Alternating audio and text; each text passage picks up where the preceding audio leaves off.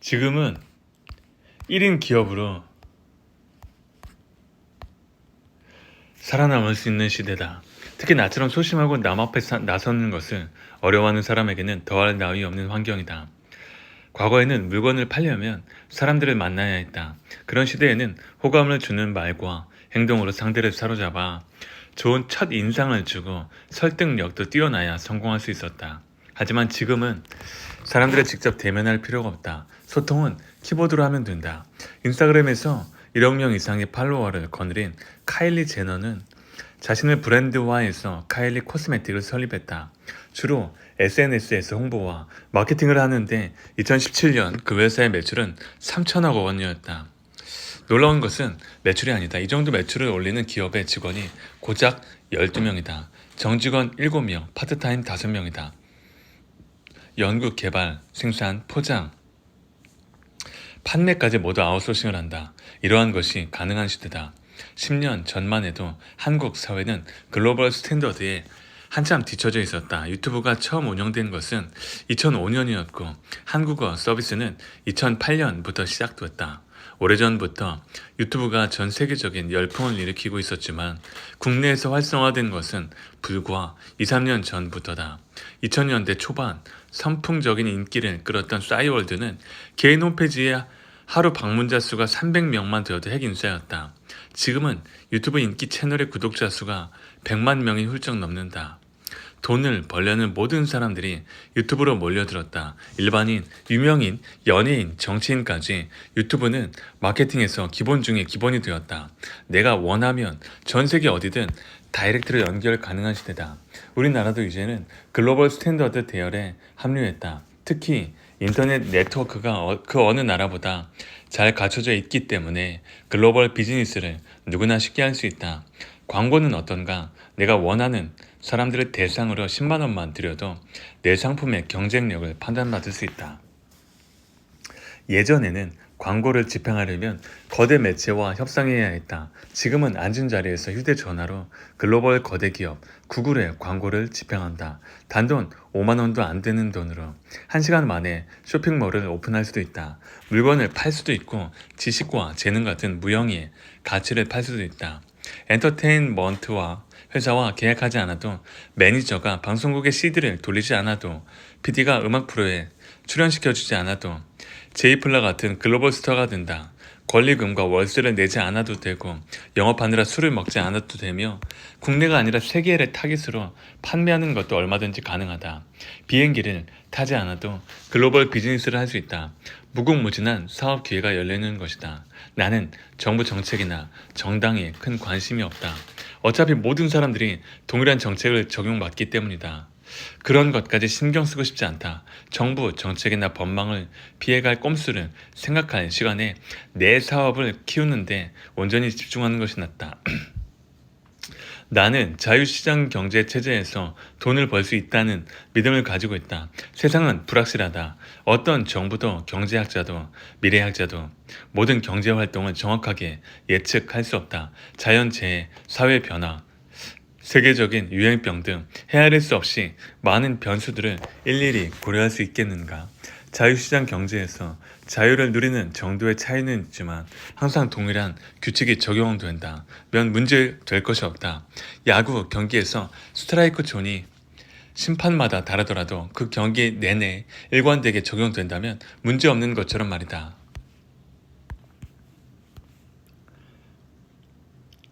네트워크는 모든 사람에게 공평하다. 이보다 저렴하게 이용할 수 있는 것도 없다. 인터넷 비용 몇만 원이면 전 세계를 무대로 뛸 수 있다. 시간이 조금만 더 흐르면 글로벌 비즈니스가 당연한 시대가 올 것이다. 이처럼 자본주의의 축복과 네트워크라는 기반 위에서 우리는 돈 벌기 가장 좋은 시대에 살고 있다. 이 시대가 지나고 나면 지금 내가 갖고 있는 IT 관련 지식 따위로는 문맹 취급을 받는 시대가 올지도 모른다. 지금 우리는 격변기 한가운데 있다. 이런 시대를 그냥 지나치는 것은 부자가 될 기회를 놓치는 것이나 다름없다. 나중에 우리 아이들은 이렇게 말할 수도 있다. 우리 아빠는 그때 뭐 했는지 몰라. 2018년에 내가 세운 목표 중에 하나는 인터넷에서 유명해지기였다. 그 목표를 세운 다음부터 내가 할 수 있는 일들을 찾기 시작했다. 우선 나 자신을 브랜딩하기 위해 구체적으로 무엇을 해야 할지 생각해봤다. 그 과정에서 여러 가지 채널 중에 유튜브를 선택하게 됐고, 결정을 내린 다음에는 유튜브에 맞는 영상 제작과 편집을 했다. 문제는 유튜브를 하면 그만큼 내 시간과 에너지를 투입해야 하고, 그러다 보면 기존 사업에 소홀할 수밖에 없다는 것이었다. 사업을 차질 없이 운영하려면 내가 해왔던 일을 대신할 사람을 뽑아야 했고, 그러기 위해서는 늘어나는 인건비를 감당할 만큼 매출을 늘려야 했다. 자연히 스마트 스토어 외에 다른 판매 채널을 갖춰야겠다는 계획을 세웠다. 먼저 아르바이트생을 뽑아 상품을 판매할 채널을 확장하는 일을 맡겼다.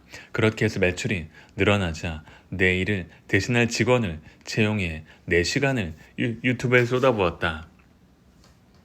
그러다 보니 신사임당 채널이 성장했고 인터넷 내에서 유명해지기라는 목표를 달성할 수 있었다. 사업을 시작했을 때 가장 큰 목표는 자본주의를 정복하는 것이었다. 내가 어떤 선택을 내릴 때 첫 번째로 고려하는 조건은 돈이 되지 않도록 하는 것. 그것을 당대에 이루는 것이었다. 그런데 목표를 바꿨다. 부의 서행 차선으로는 당대 그것을 이루기 어렵다는 사실을 깨달았다.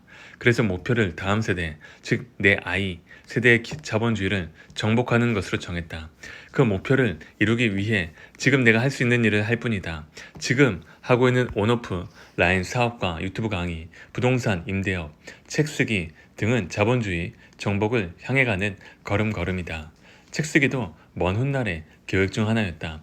적어도 40대가 됐을 때쯤 기회가 오리라 생각했다. 그런데 천천히 한 걸음씩 내딛다 보니 자연스럽게 여러 길들이 보이기 시작했다. 큰 목표를 두고 하루하루를 열심히 살다 보니 그렇게 된 것 같다. 물론 운이 따라준 덕분이다. 주식 투자를 그만두고 사업을 시작한 이유. 회사를 다닐 때 선후배 중에 소위 말하는 금수저가 있었다. 그들과 나의 급여는 크게 다르지 않았다. 월급은 내 집안이 더 좋다고 해서 급격하게 증가하는 것은 아니기 때문이다. 금수저는 월급으로 만들어지는 것이 아니었다. 임원급으로 올라가지 않는 한 직장인들의 월급은 거기서 거기다. 차이가 난다고 해봐야 관리자급이 아닌 이상 웬만해서는 억대 연봉을 받기 어렵다. 설령 역대 연봉자라고 해도 월급만 모아서 금수저가 될 수 있을까? 억대 연봉자가 월급을 거의 쓰지 않고 고스란히 모은다고 해도 정년 퇴직할 때까지 금수저라고 할 만한 자산을 저축만으로 모으는 것은 불가능에 가깝다고 느꼈다.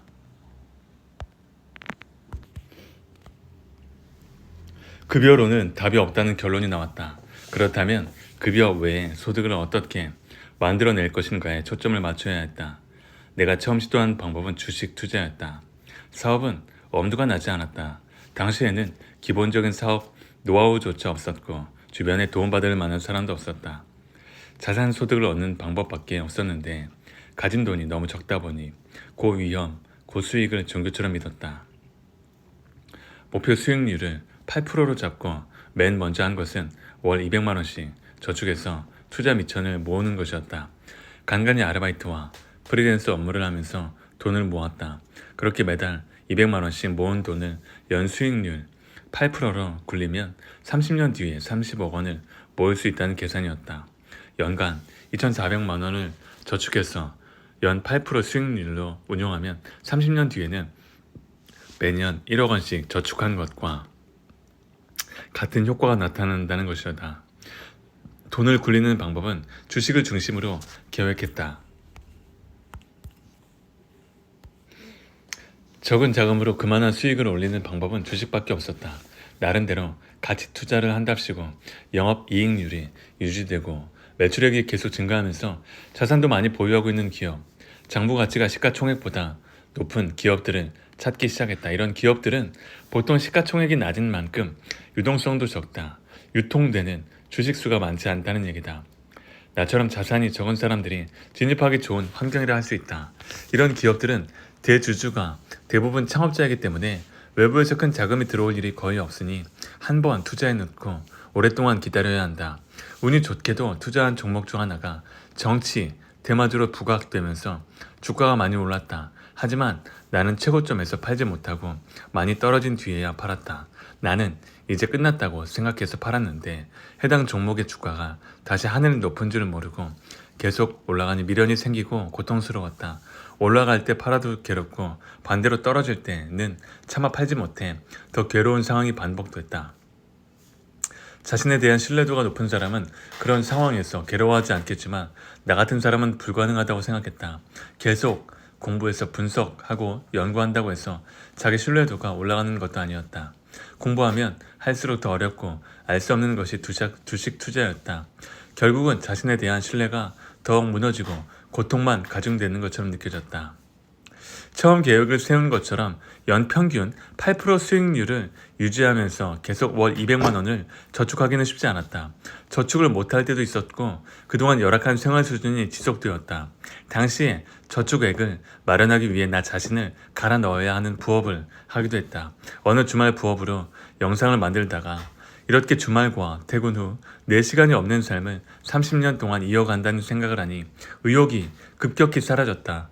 더구나 연 8% 수익률을 유지하기 위해서는 끊임없이 공부하고 연구해야 한다는 사실도 힘들게 느껴졌다. 투자 방법에 대한 공부는 일정 수준에 도달할 수 있다고 해도 분석 방법에 대한 공부는 끝없는 영역이다. 투자할 기업과 시장의 상황은 계속 변하기 때문이다. 그나마 나는 경제방송국에 몸담고 있었기에 기업의 최고 경영자들을 만나서 인터뷰를 한다거나 관련 정보에 접근하기가 비교적 쉬웠다. 그럼에도 불구하고 종목을 분석하는 일에는 정신적인 스트레스가 크고 물리적인 시간도 많이 부족했다. 그러던 어느 날 우연히 나보다 연차가 훨씬 더 높은 선배의 급여 명세서를 본 순간 미래가 더욱 암울해졌다. 시간이 지나도 현재의 상황에서 크게 달라질 것이 없어 보였던 것이다. 그러자 공포감이 밀려왔다. 투자한 종목에서 손실이라도 나면 그 공포감은 더 커졌다. 나 자신을 갈아 넣으면서 모은 돈으로 내 삶의 질까지 떨어뜨려가면서 투자한 결과가 손실로 돌아올 때면 차라리 그 돈을 써보기라도 할 걸 하는 자괴감에 빠져들었다. 생활은 점점 더 피폐해져 갔다. 문득 이런 생각이 들었다. 고작 연 8% 수익을 내려고 이렇게까지 해야 하나? 이후로 나는 주식 투자에서 손을 뗐다.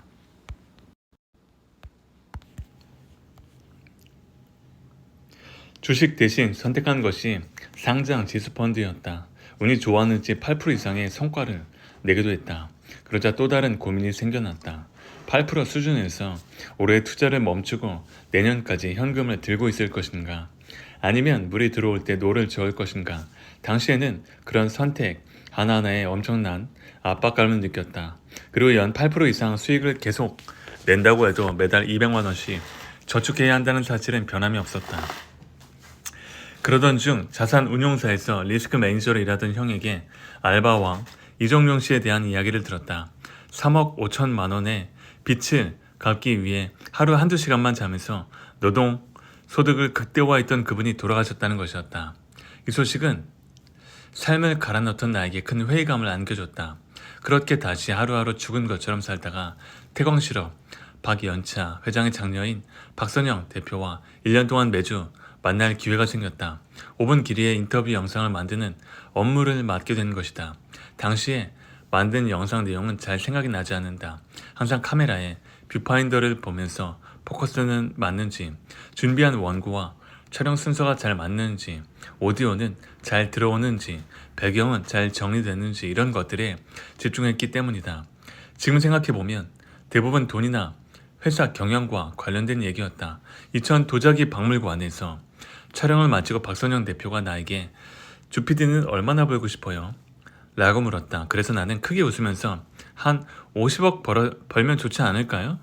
라고 농담으로 이야기했는데 정색을 하면서 다시 나에게 물었다. 그럼 계획은 있어요?